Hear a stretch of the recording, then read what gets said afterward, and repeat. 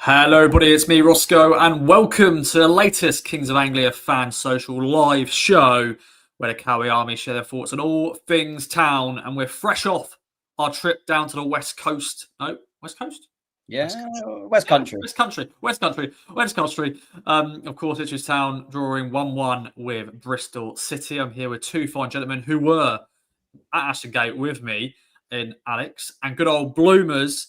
And boys, the derby is fast approaching, but we're going to reflect on the Bristol City game. Let's start with you, Alex, first of all. Always good to see you. First time I saw you in a while down at Bristol. How are you doing, my friend, as we record this just 24 hours removed from the game? Yeah, I'm good. Thank you so much for having me. It's great to be talking about town again. Last time I saw you was at the Amex. Was the 0-0 draw and Delap hit the post, wasn't it? That was the last game I went to. So it was great to be at a game again, see the boys. As I said to you yesterday, it was a team I did not recognise. I didn't know hardly any of the players. There is a feeling of real sadness that team that got us double promoted has been, gutted. Obviously, it had to happen for whatever reason, but I mean that team I loved so much. So. Yeah, it was a frenetic championship game. We'll get into it. It was mental. It was just so crazy. It's such a basket case of a league, isn't it? That we're back in there. But great to be there. The game went really quickly, and hey, we didn't lose, and I guess that's the positive to take. Very much so. That game against Brighton, that was when Aro Muric was not bad. He made some good saves. I think that's his peak time at Ipswich. That was, that was as good as it got, wasn't it? It only went one way from there. Yeah. No, it didn't go really well. But apparently he's doing okay in Italy at the moment, which is, it's good for him. Good for him. But Bloomers, my friend, how are you? Yeah, very good. Thank you. Very good. Thank you. Always nice to be on here speaking to you. It's definitely been a while. Yes, it is. And you are fresh off playing five-a-side tonight. How did you get on? I am. I actually wore the set 5-a-side, so I'm sitting here in the spare room sweating. We lost, unfortunately. I think we actually played quite well. We played probably the best team in the league, but you guys didn't tune in to hear me talk about my 5-a-side. You're here to me to talk about Ipswich, and I was there last night. And it's funny you should mention that Brighton game, by the way, Alex. That was the last time we kept a clean sheet away from home over 1 year ago. So. It's a bit of a sad milestone, really. And obviously, we didn't get one last night, so that run's been extended. Out of all the games I've been to over the years, that was certainly one of them. It's not gonna last very long in the memory, I don't think. But there are positives to take if you'd like to. There's negatives to take if you are that way inclined. I think that the team that will be at the end of the season, maybe by personnel or by performance, will probably be a bit different to what we saw last night. We can get into the nuts and bolts if you'd like, but it certainly didn't set the world on fire, but equally didn't, cause me to think the sky is falling. It's probably somewhere in the middle, which is a boring, safe answer to say. Yeah, but it's not a classic. It won't be a game we'll remember, although it could be a point that could be very important at the end of the season. Alex, I spoke to you after the game. You've had time to go to bed, have a working day and all that jazz. I asked you about your one word to sum up the result, and you went, is it mental? I think you said mental or frenetic is the something like that. Sort of expand on that a little bit more. You've had time to reflect. You said you've had sleep, you've had a day. Now, as I said, it's right now we work second half, maybe that's half time. Potentially. Yes. It would have been half time. No, would it have been half time? Yeah. Well, no, second half. It's about to kick off. Maybe about to kick off, potentially. Half time now, yeah. Yeah. Anyway, though. Sort of your main reflections on the draw. Well, McKenna he was a bit low key after the game. You could see that he was kind of disappointed a little bit. There's so much to come out of that game. If you look at the first game of the season against Birmingham, there were five different players from that to that team that started the season. So Ben Johnson, Ogbene, Jack Taylor, Sammy Smodix, and George Hurst all started that game. So the fact that only 7 games later, there are 5 new players in that side as well. You can see that he's still working things out. It was a 3-game week, wasn't it? It's a 3-game week. So he's made 5-6 changes last night. And as I said to you, I was seeing a lot of players for the first time, and I think a few of us were. Nunes looked really neat and tidy in the first half. I thought he was knitting things together well. My best player was Matasiwa. I thought he was really, really good. The work ethic was exceptional. Everybody seemed to be working for each other. That there was a real fight there. I thought, as we said, I thought Agpom, I didn't even notice him. McAteer was poor. I thought he was really poor. Greaves looked acceptable, although he had one great block at the near post in the second half where he got in ahead of a defender, which was crucial. But his distribution isn't great, and he kind of seems quite lax. And O'Shea seems like such a better defender than him. And I see Edmondson and Burgess out there in the world. You know, I know they've had injuries, but Edmondson's top of the league with Borough and Burgess, etc. And he doesn't feel like an upgrade to me. I haven't been at the games, so that was just from what I took last night. That's a bit of a problem. What I feel is that when we used to play out of the back, we'd have Chaplin in them. It would get the ball and then he'd do a quick switch, and we'd go wide to someone barreling forward. The way we play out of the back now is much slower. It's really, there isn't that bang, bang, bang. So I'm trying to work out what he's doing, but and a lot of the time we go long, and Palmer now goes long. So I mean, I won't ramble on. I'll finish up. There's more to say about it, but I'm not sure about the system tying in with the players that he's putting in there. I know there were 5-6 changes last night. Nunes looked good. Matasiwa played well. Azor again struggled up top because when we were playing, what is it again? Azon, sorry. He struggled up top because we were playing it longer, and it wasn't sticking to him. So what are we doing? If we are playing it long, then why aren't we playing Hurst? Davis looks like he's getting into form, doesn't he? He started the season poorly, and now last night, seeing him barrel down that wing is brilliant. And that's a real attacking outlet for us. In the first 20 minutes, we were good on the left, and we were doing things. That's where everything was coming. And in the second half, it kind of came down the left as well. The goal did. The penalty came down that side. So Davis is really huge. But we conceded a crap goal. It was a really poor goal. Such fine margins in these games. And I don't know who it was that said it last night. I think it might have been Kieran, that when we went up the season, we would have nicked that 2-1. We didn't. City had chances. I thought Palmer did well on the one-on-one save. He couldn't have done anything for the goal, really. Palmer had a good game, I felt. I know he's hadn't come in for a lot of criticism. So we'll talk a little bit more about it. That is my overall thoughts. It was just so frenetic. No one stood out. I didn't see what our plan was. We didn't really have that cutting edge. And the goal came from a penalty. We didn't have any shots in the first half, but we had 70% possession, 65% possession. Isn't that the tale of what we are about? And who's the guy to unlock it? What's the click? I think it starts at the back. And I'm wondering if Greaves is struggling. But I don't really see the system. I don't see what McKenna, but you guys see more than me, so maybe you can see patterns emerging. But I couldn't see it last night. Okay. Bloomers, your thoughts on the 6 changes? Because it is a 3-game week, so you always see rotation. But were you surprised to see 6 and the front 4 all completely changed? I was surprised and I wasn't surprised. I think maybe 6 was quite a bit. But I wasn't surprised to see him protect, if you like, the front 4 that I imagine will start on Sunday. I know Kieran McKenna is quite keen to class Sunday as probably just another game, but he kind of shook his hand a little bit by keeping those 4 off the starting lineup yesterday.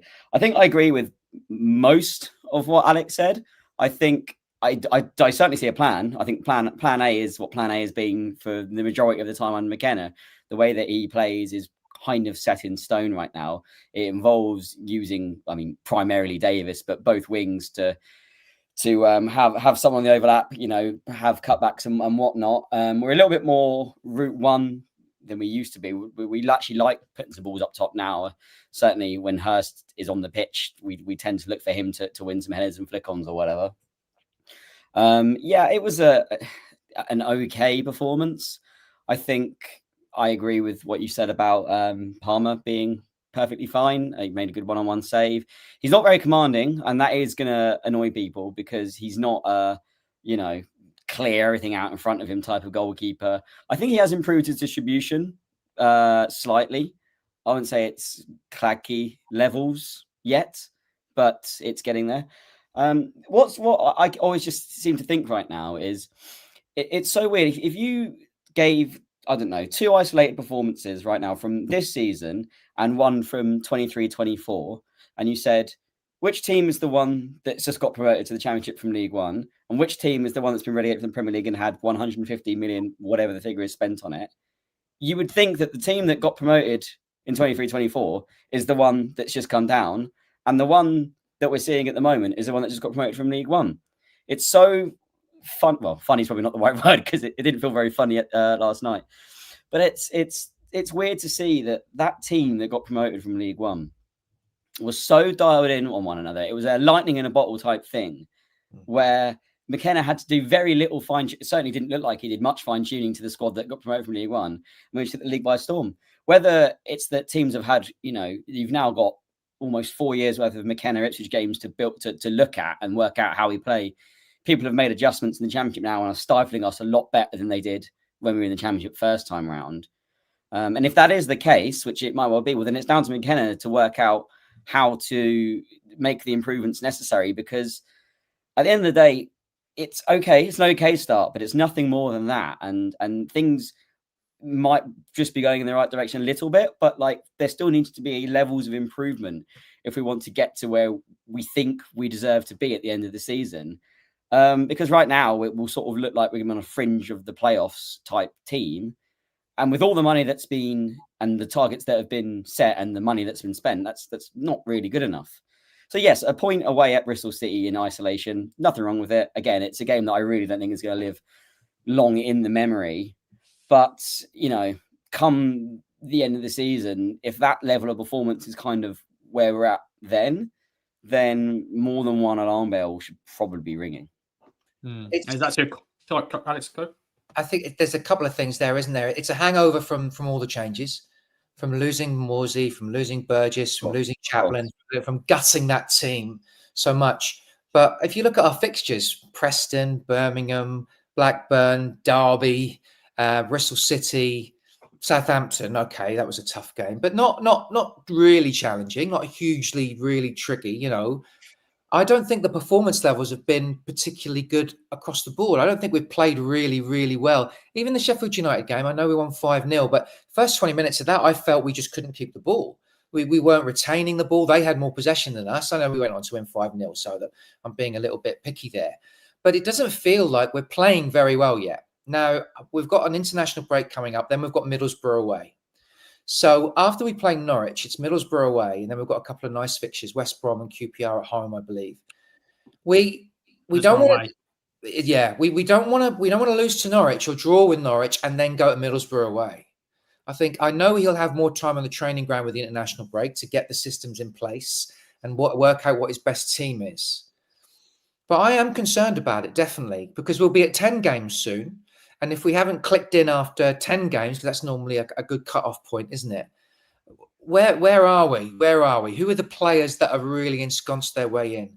You're right, Bloomers. I think his team he knows what he wants, isn't it? It's Kajuste and Matasiwa in the middle of the choice of two. But with Davis on one flank, you've got to have it going on the other flank. And I think we've had it on both flanks, haven't we, when we've been successful? And it doesn't feel like we have it on both flanks at the moment. Well, I mean, Davis obviously had the Championship Assist Award 2 years ago. I think he got more assists. If he didn't get more assists than any other player, he certainly got more assists than any other left back in the league. So that doesn't necessarily have to come from both sides. But I think Nunes, I mean, I hear, cause I don't know loads about Nunes as a player. I don't watch Norwich games. I'll be honest with you. I hear that he can play as a bit of sort of more of a forward role if required. But last night, it certainly seemed like he was happy to be, one of the controlling DMs, which is fine. But Matasiwa was very similar to him in that way. I think when you have Matasiwa and Kajuste, can we just agree, by the way, I don't know why I'm asking you, Roscoe, you're probably the worst person to ask, but is it Kajuste or Kajuste? I think he said it many different times. I think it is Kajuste. Somewhere, Bonner's probably not listening to this, but if he is somewhere, he's just screaming in his head because he's probably told me 5 times how to pronounce it. Anyways, Kajuste sounds about right. I think he's a bit more of a better fit alongside Matasiwa, because I can see him being the one that knits the play together and carries the ball forward. He's very good on the quick pivot, which is like Morsey used to do that so well. Yeah. Well, fun fact, by the way, a bit little stat here. He's got the most successful dribbles in the Ipswich Town squad, so it sort of shows that. Great player. Yeah, and I think. Yeah, who's going to be the spark? I still think people are looking at, the front four, and we have an embarrassment of riches. Well, tell me about Jack Clark. When is it going to happen for him? Is it because obviously Kieran McKenna wants to keep playing Jack Clark? Has he shown anything this season that intimates that he's going to get to a really great level? Well, he's a good penalty taker. He's got 3 goals. The thing is, you say this, I don't think he's the first choice, because if he was the first choice, he wouldn't have started last night. I think he sees his front four in the long term. Obviously, plans can change because the jury's out on whether McAteer will start or not start. But I think you've got Hurst, Sindre, the front, where Akpom played, the Akpom Smodic's role is kind of up in the air, and then I think McAteer as well. Do you have him? I think he has to learn what his front four is pretty quickly, because I don't think you can keep chopping and changing. I'm just reading some of the comments that are coming through. I don't know if you want to address them, Ross. I'm happy to myself. Yeah, definitely. Yeah, go ahead. There's one I want to talk about. This is from Chris Flash Melvani, and it's about actually the leadership in the group. This is what Chris say. Our problem at the moment, we are missing a leader in the team. Unfortunately, I don't think O'Shea is a right choice for captain, which is a big statement. No one was doing that last night. I didn't see any of that. There was no, like you say, that's where Morsey is really missed, by maintaining that level of that standard, that expectation, that Roy Keane level, which Morsey was at, where we just do not let the standards drop. Otherwise, someone's going to be up your backside. We don't have that in the team. That's definitely spot on. That's a really good point. I mean, well, first of all, I think, like, by all means, by the way, Chris, if you're still listening, please comment back. And if he's not the choice, I'd like to know who you think is the right choice for captain. I don't necessarily. I think these are one of these things where it's like, if we're winning a few more games, no one is bringing this up at all. I think it's one of these very easy things to look at when we're not winning. It's like, who's not shouting and screaming on the. Because we're in the modern, I'll use this because I don't really like the phrase, modern era of football. I don't necessarily think you need a shouter or whatever else. I think 90% of footballers are self-motivated to perform at a acceptable or better level. And I clearly think that I disagree. I think the championship is a dogfight, and it really is. And when we had a leader for so long, that was such an important part of that. You've got to remember, we've not played well for not just this season, and this is a cancer that this is a growing problem in the team that we've been poor for ages. I know it was the Premier League and we were never really good enough to stay there, but there's pressure. What I'm saying is there is pressure on McKenna now to kind of get us clicking. We are only 3 points off third, aren't we? It's don't get me wrong. I'm not saying it's dreadful at all. I'm just saying that it's a gamble when you change so much of a team. And I just haven't seen yet the shoots of optimism coming through that I want to see. But like I say, you guys are right there. You've seen more than me. Maybe it's just me from that Bristol City game and what I've seen on telly. But I am concerned that I don't know what our best team is. And I don't think McKenna knows what his best team is either. But I mean, yeah, I think we're getting onto a slightly different point. But I do agree with you that with 3 points off third, people, if you'd like to be, well, I'm not saying you are, but I'm not. If you like to be all doom and gloom, you could be. If you'd like to be the most optimistic person in the world, I think you could be. I think our start has allowed anyone to look into what they like, and it is seven games. It's not a absolutely. It's what we've got a game in hand. Not even game. It's not even a sixth of the season yet. But I'd like. We were only 10 minutes, but we were only 10 minutes from losing that game, whether the conditions were dreadful or not. If it stopped raining 20 minutes earlier, we'd have lost that game. So completely got away with one. But hopefully we'll play better in the absolutely rescheduled fixture. I think that I'm happy with O'Shea as captain, and Chris has said here, unfortunately my choice has left. I would have had Cameron Burgess, but I'm not sure who else could be skipper.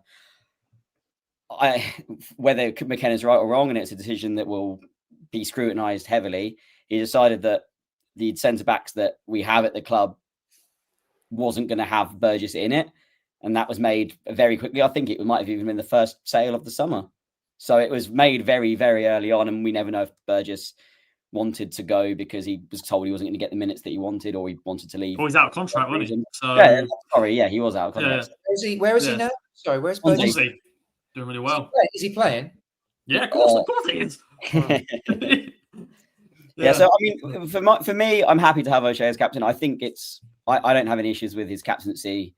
I think we'll probably not see him change his captaincy, his style of captaincy rather anytime soon. And I don't necessarily think that you need a real shout, because Kieran McKenna's not a shouter, and that was never been an issue, is it? Like when we're winning games, like no one cares that McKenna's not Steve Evans on the touchline, like giving it all joy de vivre and stuff. No, I think I'm giving a wrong vibe about what I'm expressing as a leader. I think it doesn't necessarily have to be a shouter. It was just always exceptionally high standards, and it doesn't have to be a shout all the time. It can just be a small word, or it can be, Morsey wasn't a screamer either, but you really knew that he was the leader on that field. You knew that he was the leader of this team. He just had a manner, as we say in New Zealand, about him, and I don't see that with anybody. I don't see the big personalities and leadership there. I thought this was a bit of a leader and a strong personality, but he's had a difficult start, hasn't he? Kajust, who has the best song ever. That's the way. I like it. Jens Kajust. I love that song. That's brilliant. But I tell you what, those players coming off the bench last night, what a bench we had. What a squad there is. It just seems to be all the players are there. And surely if anybody can get it right, it's McKenna. I just really hope we start clicking soon. And then we will be okay. We'll be all right. But yeah, do we still think top two? I'm not so sure now. Not so sure. Well, I mean, the bookies comfortably still think that we are one of the best sides in the division. I'm happy to go with them. I think it's a wide open championship. There's certainly no one that's dominated just yet with Middlesbrough and Coventry aside. They're the early pace setters. Crazy. They weren't the two that were fancied at the start of the season, but things can change pretty quickly. Do you still want, Ross, one word to sum up the result, or of these 2,000? Yeah, go ahead. Go ahead. Your one word. Oh, well, I've already kind of alluded to it. Forgettable, I think. Yeah. Come the end of the season, I don't think many people will be remembering this one. No, yeah, I'm sure they'll remember. Like, yeah, bloody hell, I got home late that night. But yeah, I think it's a point away from home. You take that against a good team. Yeah, it's been a pretty poor championship though this season so far. I'm looking at the table and yeah, it's not been a classic. When we were last in it, I don't know. It was just, still early days. We're 7 games in for Ipswich Town, and we're now the three relegated sides aren't as strong, are they? We're not showing anything. Southampton are struggling. Obviously, we're seeing Leicester, so that's interesting because obviously the promoted guys, we were up against them when we went up, weren't we? And we were fighting against Leeds, Leicester. Was that right? Sorry. Yeah. And really, that was a really strong top 6, wasn't it? And it was amazing. And maybe that will emerge. But you're right, Roscoe. It's not a particularly exciting championship. And anyone apart from Sheffield Wednesday, anyone can beat anybody, can't they? Really? What's quite funny is that the last season, the teams that got relegated from the Premier League last season put up one of the worst combination of seasons there has been ever. And the teams that went up from the Championship last season that are now in the Premier League are all making a much better fist of it already by a country mile. So maybe it is that 2 years ago, we really did catch lightning in a bottle by being able to come up to a championship where it was easier to dominate because the standard was poorer, even though it does seem that the standard this season is lower than what it was 2 years ago. It's a conundrum, isn't it? It's a quandary. It was a tough League One as well. Those Barnsley games were difficult. They were incredible those nights. The Plymouth games were difficult. They were incredible those nights. There was even League One was wasn't it? We were, when we drew 0-0 with Bristol City on Valentine's night, I said we wouldn't even make the playoffs, like a dickhead. That was a tough League One as well that we fought through. But yeah, I think maybe it's saturation, maybe whatever. Hopefully, it will come to life. But when you look at, Middlesbrough and Coventry, you wouldn't be overly worried about those, would you? They'll struggle. They'll have struggle points. No one's pulling away yet. It's there for us. It is there for us. I just miss the old team. That's all. Just sad about us changing it all, so much because it was such a wonderful. Yeah, I say that's it's anyone that was around for those 2 years, or even 3 years, because the Prem for parts of it was special for different reasons. Yeah. It is going to be very difficult to come from that. You never want to be the man that replaces the man. You want to be the man that replaces the man that replaced the man. You've only got to look at when David Moyes came after Alex Ferguson. It's always tough to be the act that follows. The sophomore album is always tough. And a lot of it was out of McKenna's hands, wasn't it? I think that we lost players that he wasn't planning to lose, or situations emerged that we knew Delap was going. We knew certain other players, but he probably lost some people that he didn't want to lose. We missed out on some targets. We didn't always get exactly what we wanted in the transfer market. There's no doubt about that. So, yeah, it's going to take time, obviously, and it is early in the season. I just hope we get that one big performance where it clicks. It wasn't the Sheffield United game for me, where I can see that it's really clicking. We look solid at the back. Sheffield United were rubbish, weren't they? Yeah, we need to look solid at the back. I am concerned. Bristol City did cut us open a couple of times last night. They did have chances. Yeah, Sheffield United were a team that just died on their manager. That was a performance that deserves to get a manager the sack. That was bye-bye. Yeah, I mean, it's funny. Sunday's important for all the reasons we'll get into shortly. It's also important because I think for just the general mood of the fans, the mood of the fans will be it's so intense anyways with it being a derby. People are going to be so fixated on this one result. But because of the way that the start of the season's panned out, a win is really going to gloss over a lot of what's gone before. Yeah, I agree. And a draw won't. A draw won't, and a loss definitely won't. So it's really interesting to see what it's all going to shake up like come 2 p.m. on Sunday, because it does really feel like a crucial juncture even this early in the season. Last night I was right at the front, kind of 5 rows back, and there I was unfortunate. I was stuck with some really drunken, loudmouthed, maybe sorry mate, I didn't recognize you. Maybe coked up fans, but they were effing and blinding, and I didn't really enjoy it. I've got to be honest. I mean, every club has that element, don't they? Effing this and effing that, you see, and all this, and I didn't enjoy it in the slightest. I didn't. There wasn't a buzz that I can definitely feel, in the fan base, that there is this waiting and seeing and hoping that it clicks, and that we are some are more concerned than others. I'm certainly concerned because I just want to see us play a little bit better over a full match, and deliver over a full game. Yeah, the big thing I want to say is that a lot of these, these promotion heroes, they had a tough start to their town career. I know some of these have had a season, but that was in the Premier League. But there's a few that we probably were slated and going, oh, he's not good enough in League One. And then they went on to be part of that back-to-back promotion team. So the players are there. I think he's got the players in the building, hasn't he? He's got the players on the grass. It's just a case of creating that team element, that bond, and then we can then start moving and go on a really, really nice run of 3 wins in 4 or whatever. It's just we've had so many draws, and just we look a little bit shaky at the back, which is what I'm worried about. Yeah, it's a work in progress, which I know some people hate to say, but we're only 7 games in. Trust the process. All right, Bono? Yeah, definitely. But yeah, what we're going to do though, boys, we're going to sort of draw a line over Bristol City because we don't really want to go too in depth about it because, as Bloomer said in his one word, forgettable. But of course, this weekend is a very big game indeed. But before that, we're going to have a nice little bit of fun with the strike, with Alex and Bloomers going head to head, and then we'll bring our predictions, potential starting 11s for the derby at Portman Road. But yes, the 5 questions are on the Norwich game from different moments. So it sort of segues nicely on that. Play at home. But yes, first question is on Alex Maffey, of course, who's famously scored that Destruction Derby hat-trick. I know you were there, Alex. Bloomers, you were 3 or 4 or something. So Demolition Derby. Yeah, Yes, 4 years old. I was not there. Okay, let's move on. it's fine. But yes, of course, he scored a hat trick in that game. But how many goals did Alex Matty score for Ipswich Town in 137 games? How does this question relate to the derby? Because he scored a hat trick, I and think it's never win. yeah, so I just thought it worked in a way. So because Alex Matty's known for his time at Ipswich Town for scoring that hat trick in that 5-0 win in '98. But how many goals? So he scored 3. So that's 3 for you. 137 games. The Scotsman. He had 2 spells, didn't he? No, just one.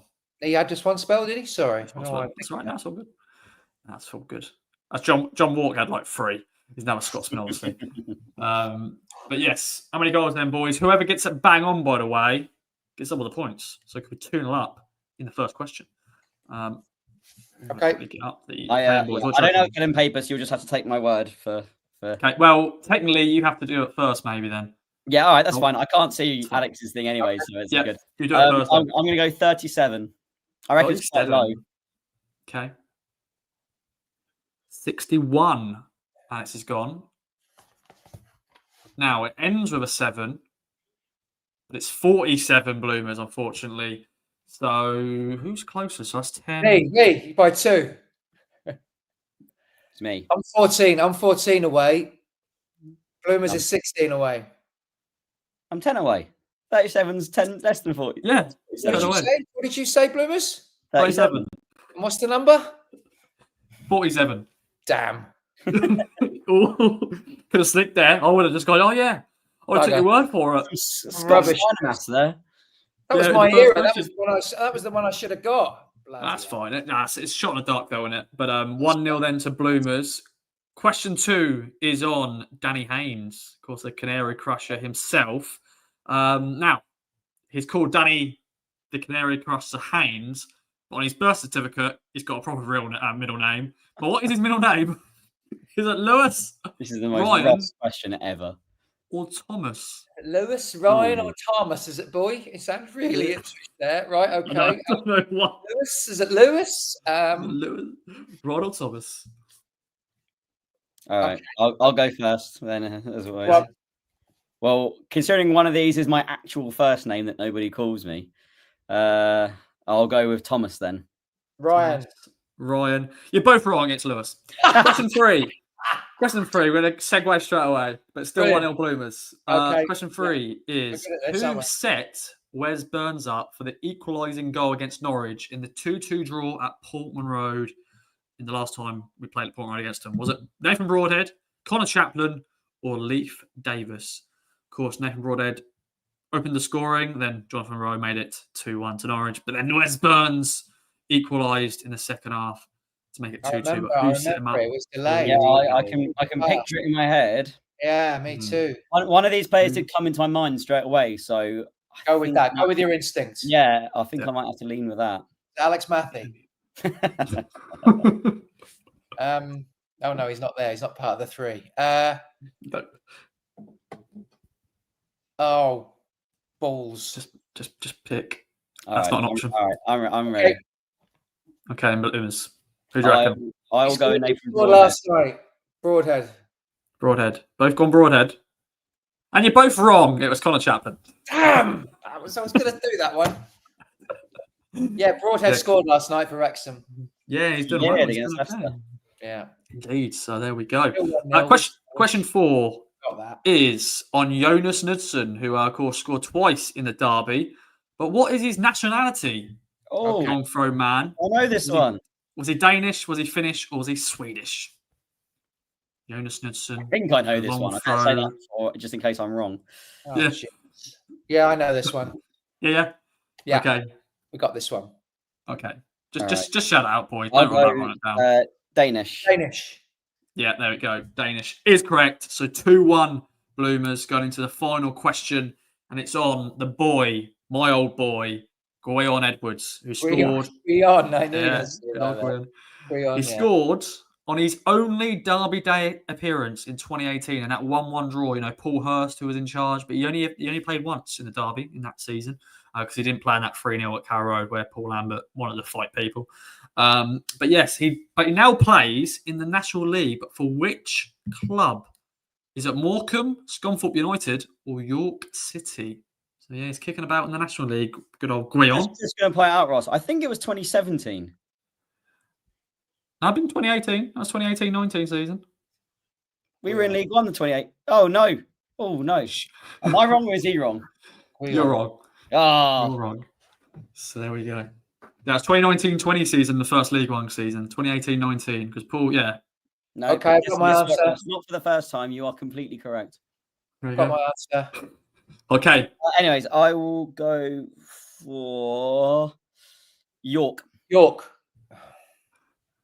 Yeah, both incorrect. It's been dreadful. But Bloomers had one overall, 2-1. So Yeah, it was it's a hollow victory. Is it Morecambe? Yeah. Well done, Bloomers. You've done me Yeah. again. No, Same thing happened but about 6 years ago when I started doing this with you guys. Yeah, I know.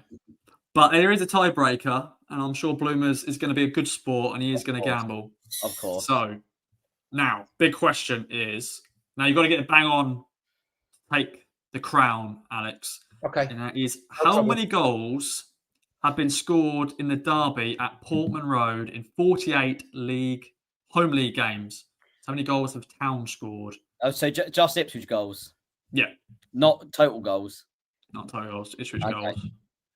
So we've played them Yeah. 48 times at home, yeah? In the league. Okay. At home. Right. Okay. Remember, we used to boss that game. We used to boss it, didn't we? So for a long time. For a long time. Okay. I will go 120. No. That's completely wrong. That's too high. That's too high. That's way too high. What did I think? I've got the 5-0 in my head. That's why. 83. Ooh. Oh my God, that's so close. 85. Ah! Damn. Oh, so Oh, close. well, a late run there is nice. At least That's I've not bad. competed.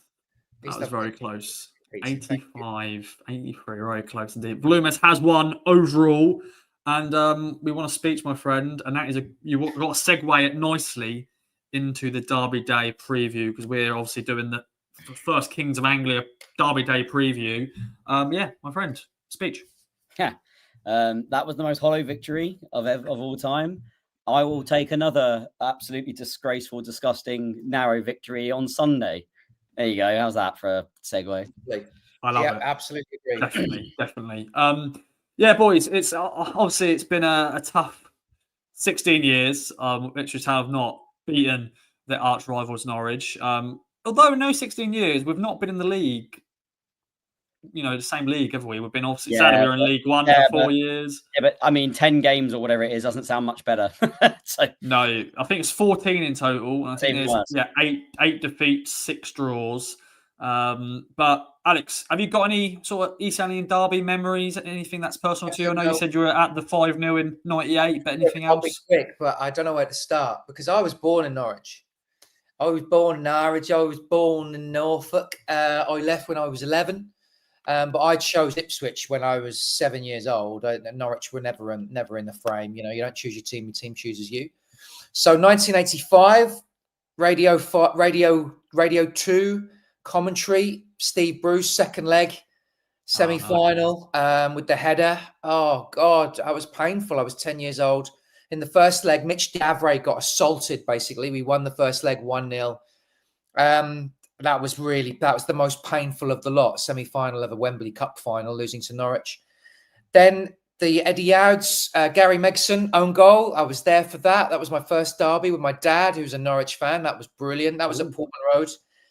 The 2-0 that was live on Sky. Your dad's a Norwich fan. My dad's a Norwich fan. Yeah, he goes, but he's not obsessed like me. He loved.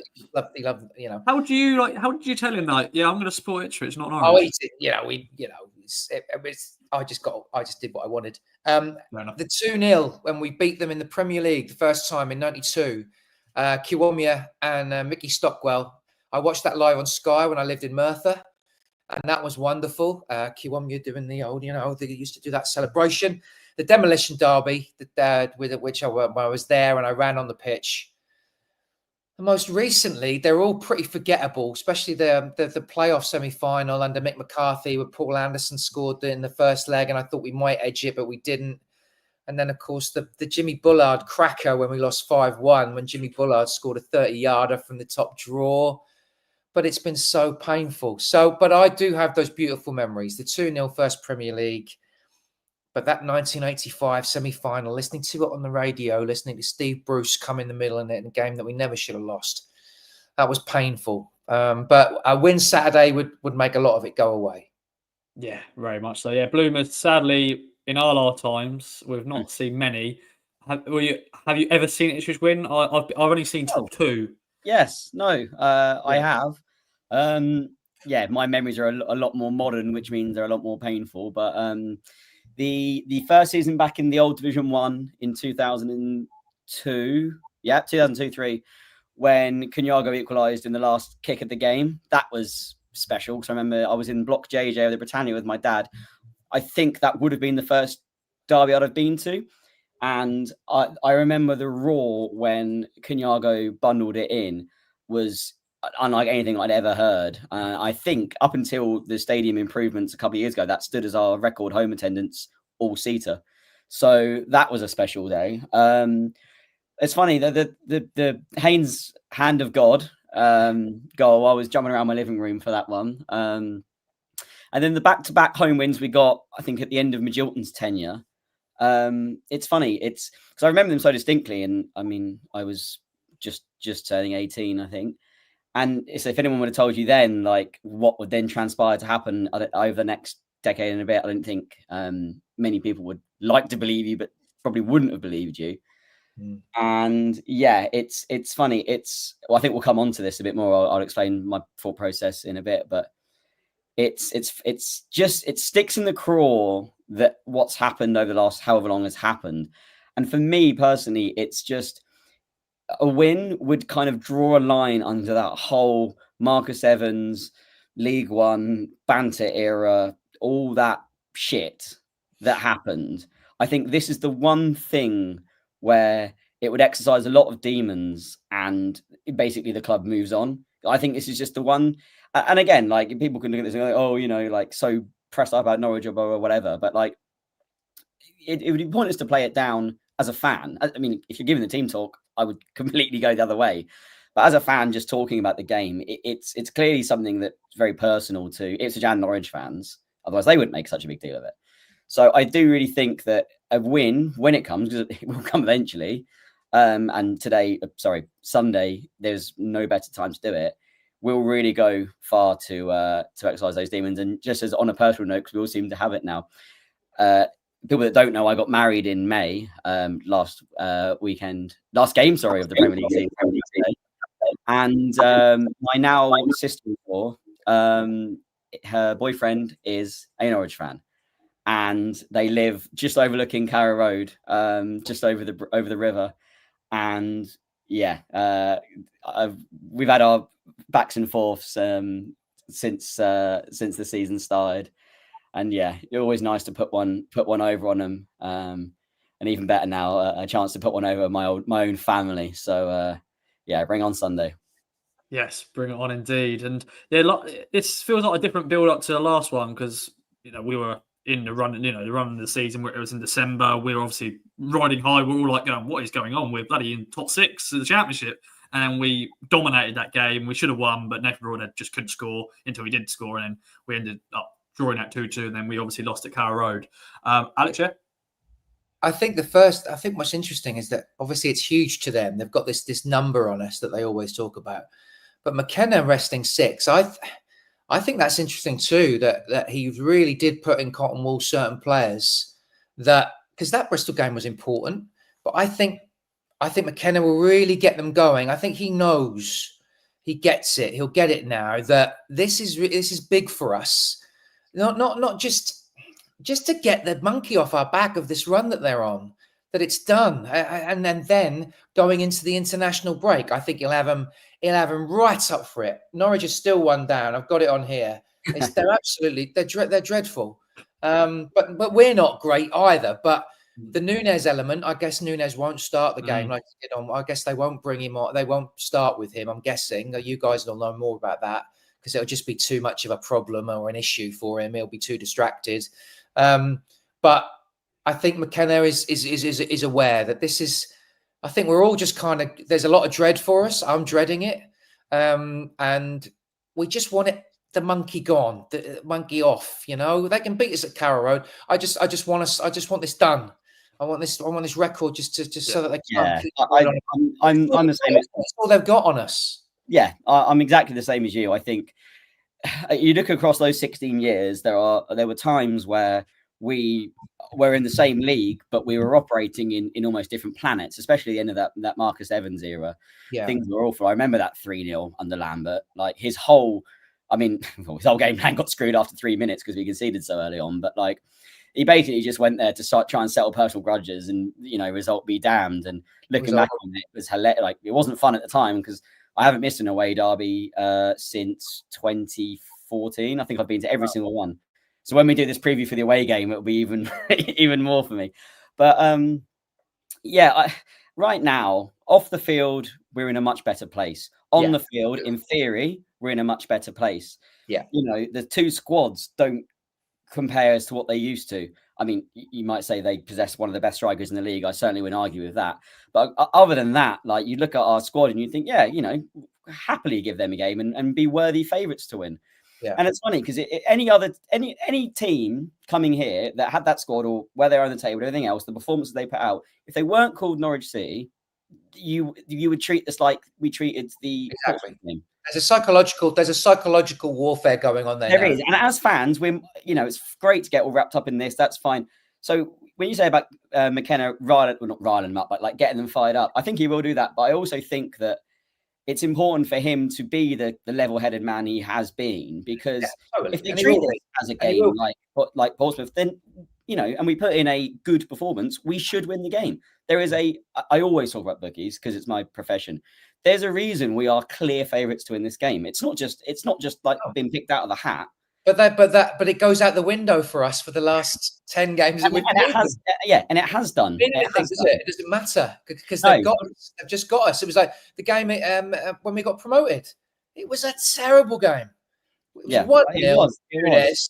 It was. We didn't create anything. It was just a horrible, nasty, crappy game, which is what they're going to want on Sunday. Yeah.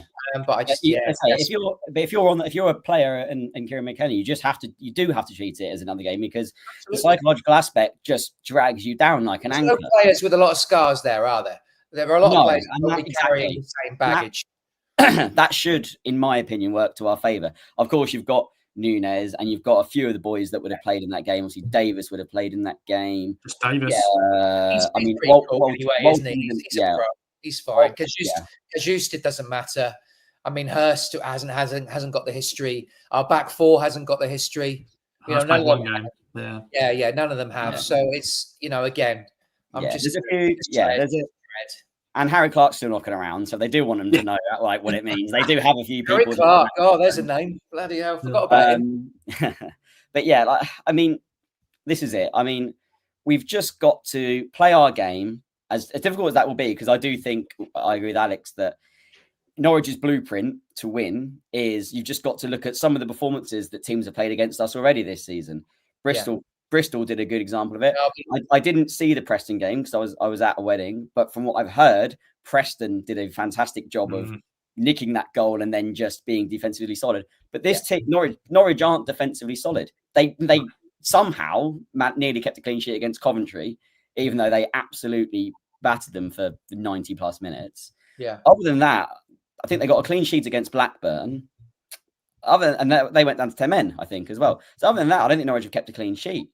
So they're not happy. The natives are restless. We've only kept one clean sheet this season as well. So when we get on to predictions, I can tell you already right now, I do think there's going to be goals in this game, because when you look at both teams' defensive records at the moment, and it's very difficult to argue against that. And there's other stats that I'll bring up as well. Yeah, of course we'll ask predictions because that's the perfect way to sort of sign off this podcast. As we get into that sort of close to the hour now, and I know Bloomers probably wants to have a shower as well because I'm sure you've been sweating in that sea. I've kind of forgotten about that now. Did anybody ask Really anything? wrapped up in this. Is there any comments or anything about what's Alex? Well, doing? it's one question. It's one comment from George who he's gone for a 3-1 win. He's gone to Kip Ray to score, so I don't know if he thinks he's going to start or come off the bench and score, and then Philogene with drop twice. Greaves. He'll drop Greaves. Yeah, he drops Greaves there. But yeah, been a long-suffering season ticket holder. I haven't seen us beat Norwich. Please do it for us, lads. I'll fall to my knees in happiness if we can do it this Sunday. It means so much to us, and yeah, it does mean a lot. And yeah, I'm sure there's a lot of Town fans who are going to be at that game who've never seen the Town win because there's a new generation. Most of us are very rational. Well, the ones that in our group anyway about Town, and we don't have that obsession with Norwich that a lot of fans do. I don't particularly care for Norwich either way. You know, they can get on with whatever. I don't hate Norwich. I haven't got time for that kind of hatred. I don't like them. I'm desperate for us to win. But it's because of the history and it's because of the run that's gone on for so long. That's the only reason why this, to me, I'm so nervous about it. It's because they've got this number on us and they go on about it all the bloody time because it's all they've got. And I just wish I wish we could take that away from them. But obviously going into the international break with Middlesbrough away straight after the break, 3 points now to get us into that top 6 would be a real fillip and would give the team a real boost as we go into that crucial part of the season before Christmas, which is where everything needs to come together and we need to be right by then. So yeah, it's big for a number of reasons, and I know the noise will be great and the atmosphere will be fantastic. Yeah. Sad I'm not there. Yeah, the funny thing is, it's like you would call them a bogey team if they weren't our rivals, because it is a bogey team. You can still call them a bogey team, to be honest. Yeah, true. It's an accurate description. But for years we had the number on them, didn't we? Pre you gentlemen, and just pre me, pretty much. We dominated them and we battered them. And then 85, that semi-final, which I listened to on the radio when I was 10 years old, crying. That was kind of a turning point where the ascendancy changed and they got to a Wembley Cup final off the back of an Ipswich game. Because pre that, we were the dominant side. Yeah. So fingers crossed. Yeah. Well, boys. It's on ITV, so the world can see the Old Farm Derby, which I'm sure they call it. Old Farm Derby. Old Farm Derby. I know that's what they used to call it, didn't they? I hate that term with passion. That's really bad. But yeah, boys, what do you reckon then? Score predictions 2-0. On 3-0? 2-0. 2-0, bloody hell. Yeah, an early goal and a late goal. Okay. All right. Well, Bloomers, it looks like you're disagreeing with that. You think there's going to be goals? Yeah, I think there's going to be goals. I mean, there's nothing that's shown to me. I mean, I know the Sheffield United game we kept a clean sheet, but like the defensive frailties there are worrying for me. And this is a really bad stat, so sorry about this. Can you tell me the last time? Actually, you might as well have had this as a question on the strike. Can you tell me the last time Norwich City didn't score a goal in the East Anglian derby? Oh, bloody hell! It must be in 2000s potentially. Was it the 5-0? Is it the demolition derby? It was the 5-0 in 1997. Yeah, that's a point. Right, we put that on the strike, please. Thank you. At home, do you mean? No, full stop. 20 something games. Last time Norwich. No, we beat them. We beat them 2-0 in away from home. Wilness and Bent scored. Oh, sorry, I am on about the home. I am on about the home game. Sorry, my mistake. Fine. No. So yeah, the last time they haven't scored at Portman Road, 1997. So yeah, it does make me scared. I have to go with my heart in this because again, it's a derby game. If you can't, as a fan, enjoy these occasions. They're a bit blunt, mate. They're not creating anything here against West Brom. I think we can keep them quiet. This is it. I mean, look, it's very good that we're having this podcast on Wednesday because I can be a bit more rational about the game. I'm going to be a nervous wreck come Sunday. I'm not going to pretend that I'm not going to be. I am obviously desperate for us to win this game. If we play our game, I am confident we'll win. Whether we play our game or whether we get allowed to play our game, I don't know. The referee needs to be strong. I have no idea who it's going to be. The name's probably out there already. We have not had good referees all season. I mean, you could say this any season. We've not had good referees all season. We need to have a good one on Sunday. It's going to be. It's going to be difficult for him. I don't think it's not going to be, but So we're Yeah. going to win then? Is that your Oh, prediction? sorry, I didn't even get to it. Yeah, I'm going to put my head on the line. I'm going to say 2-1. I think we'll go 1-0 down. I think we'll get an equaliser just after half time, and then pick who you want your hero to be, and then it will happen. If you believe it enough, it will happen. I was in the talking of memories. I was in the away end when under Mick's ill-fated last derby game, we went 1-0 up in the 90th minute thanks to Luke Chambers, and in my head the game just stopped there because that was the most painful one that I've had, because again, in the grand scheme of things, it meant nothing because both teams were rubbish that season. But it would have got the monkey off our back 8 years ago or 7 years ago. Yeah. And we wouldn't still be talking about this. And But McCarthy abusing us as well. That was wild. So yeah, I'm gonna go 2-1 us. And yeah, it's gonna be a great day, a nervous day, and touch wood, we finally get the monkey off our back and we can look on to bigger and better things, because again, like, this is the one thing, everything else, size of the club, size of the fan base, the stadium, the history, everything. We have absolutely everything on them apart from, at the moment, this one thing. And this one thing can be eradicated in 4 days' time. And let's hope it does. Yeah, me too. Yeah, going to be a big one. Looking forward to it. What's your thoughts on the bus group, by the way, boys, as we wrap up quickly? Just your quick thoughts on it, because a lot of people say, oh, it's been overdone, it's been done before, but it's never been done with this new crop of players. What, sorry? The bus greet, where the fans with the flares and all that stuff, blue action. So so how they did coach greets for the Norwich game 2 years ago and for the Huddersfield game. There is something similar in the works for Sunday. Yeah, it's not for me. I think we're bigging it up. I think really, really big games, they deserve it. I think when we're going up or we're getting promoted or whatever, I think now 7 games in, let's just keep it low key for me. Get the job done and not do that hype. Not put that in their players' heads. Not fly everything at them so that it's just another. McKenna will be saying to them, "This is just another game," because he doesn't need to say to them, "It's not just another game," because they know, the players know, the club, generally they'll understand. They're professionals, so we don't need to be hammering it home, especially when we haven't beaten them for so long. But they're great. I mean, the support is there. The support will be there either way. The blue flag, everything. I'm not sure. I don't think really we need that. But yeah, I completely understand why it's happening. And again, my comments earlier. It's not intimidating, is it? It doesn't scare Norwich, does it? It doesn't make them think. No, of course not. But I also don't think it affects our players either. I think as my comments earlier, as a fan, this is a game that you look for at the start of the fixture calendar coming out, and you get excited for. The only reason I wouldn't do it, and I'm by the way, I'm not going to it. The only reason I think you shouldn't do it is kind of what Alex said. It's like you're setting yourself up for a fall. It's exactly what happened 2 years ago. Nothing to do with the player. Like, I don't think it had anything to do with the result either. But as a fan base, it allows you to get laughed at if you don't win. Absolutely. And it's a game of football. Anything can happen. There can be a red card in the first minute.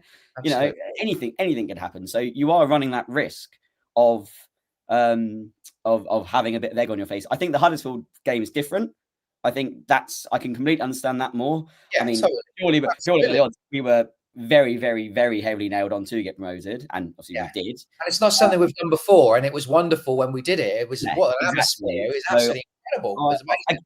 And again, I understand why we did it 2 years ago, and for the exact same reason. If you'd asked me 2 years ago, I'd have said exactly the same thing. Yeah. So each to their own, and what we actually do for the vast majority thing is incredible. Like, they are brilliant, and I don't want to take anything away from them and the efforts they make to supporting the team. But that's just my. What do you think, Roscoe? Yeah, what do you think? You get some good photos out of it.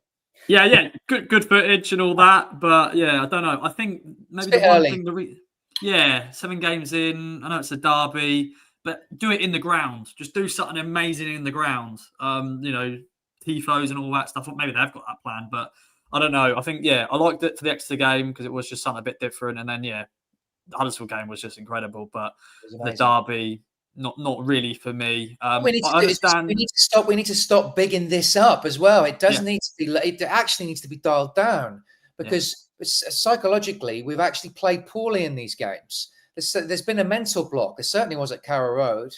And at 2-2, we were tight and we didn't take the chances that we had. We had so many chances in that game, didn't we? That we should have won at home last time we played them.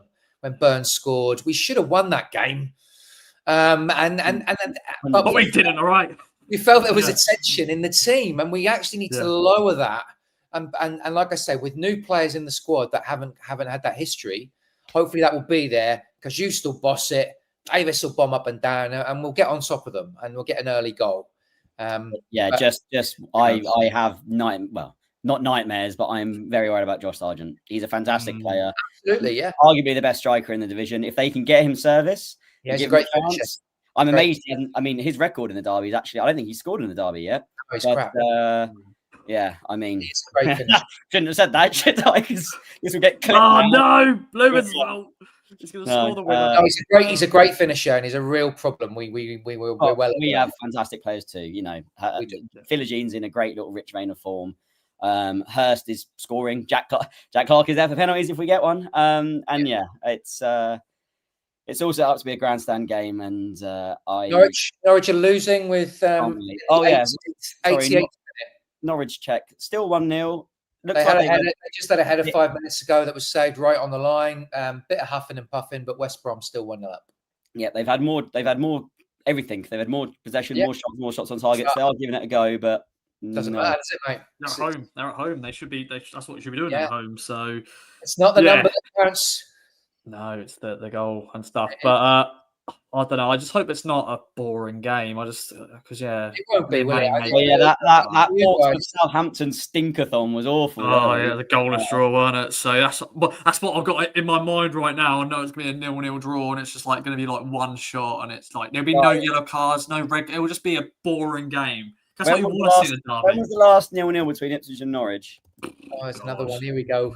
I was just going to try and find it. See if what is worth thinking about is they'll lose. Oh, hello, he's in. Oh, what a save! Oh, West Brom just got away. Live watch along here. Norwich should have scored. That was a sitter. We've turned into Soccer Saturday so gradually. I didn't even notice. What we've got to remember is they'll lose. If they do lose this tonight, their fans are going to jarred off. They're jarred off anyway. If they lose tonight, they're going to be coming on Sunday really desperate. Like Manning, if he doesn't get a result, they'll be desperate. They'll be under pressure, Manning, if they lose to Ipswich. So again, it's a massive game for them. It's really big. 1999, the last 0-0 between the two. Wow. Carrow Road, April the 11th under George Burley. Yeah. I have no recollection of that one. I was only 6-7 years old.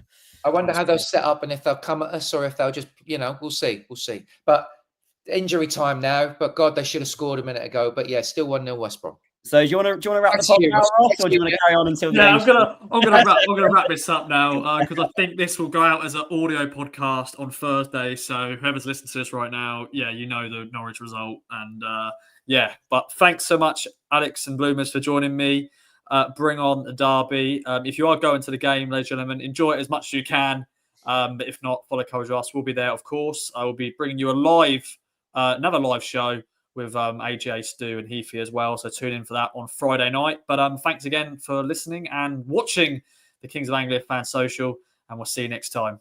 Bye-bye for now. Boom, boom, boom. End stream. I always forget to press the button. See you later, everybody.